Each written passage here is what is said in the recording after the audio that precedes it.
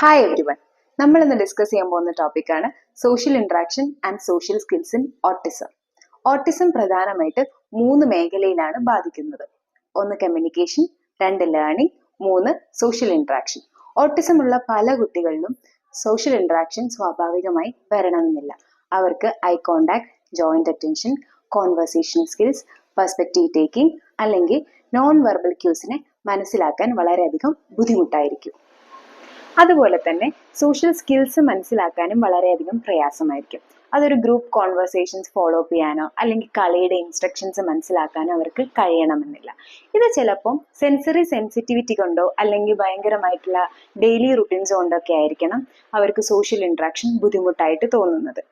അപ്പോൾ നമ്മൾ മനസ്സിലാക്കേണ്ട കാര്യം ഇതാണ്: ഒരു പ്രോപ്പർ സ്ട്രാറ്റജി യൂസ് ചെയ്തോ അല്ലെങ്കിൽ ഒരു റൈറ്റ് അപ്രോച്ചിലൂടെ നമുക്ക് സോഷ്യൽ സ്കിൽസ് പഠിക്കാനും പ്രാക്ടീസ് ചെയ്യാനും ഇംപ്രൂവ് ചെയ്യാനും പറ്റും. അതിലൂടെ അവർക്ക് മറ്റുള്ളവരുമായിട്ട് നല്ലൊരു ബോണ്ട് ക്രിയേറ്റ് ചെയ്യാനും കൂടുതൽ കോൺഫിഡൻ്റ് ആയിട്ട് സൊസൈറ്റിയിൽ പങ്കെടുക്കാനും പറ്റും. സോഷ്യൽ സ്കിൽസ് തികച്ചും ഫ്രണ്ട്ഷിപ്പിന് മാത്രമല്ല ഉപകരിക്കുന്നത്. അത് നമ്മുടെ ഇമോഷൻസ്, അതായത് സങ്കടമായിക്കോട്ടെ, ദേഷ്യം ആയിക്കോട്ടെ, സന്തോഷമായിക്കോട്ടെ, ഇതിനെയൊക്കെ റെഗുലേറ്റ് ചെയ്യാനും കൺട്രോൾ ചെയ്യാനും ഹെൽപ്പ് ചെയ്യുന്നുണ്ട്.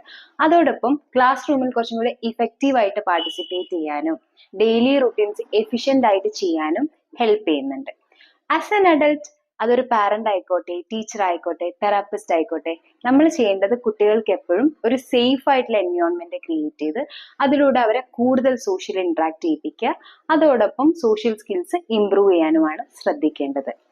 അടുത്ത വീഡിയോയിൽ ഈ സോഷ്യൽ സ്കിൽസ് എങ്ങനെ ഡെവലപ്പ് ചെയ്യാമെന്നതിനെ പറ്റി ഡിസ്കസ് ചെയ്യാം. Thank you for watching.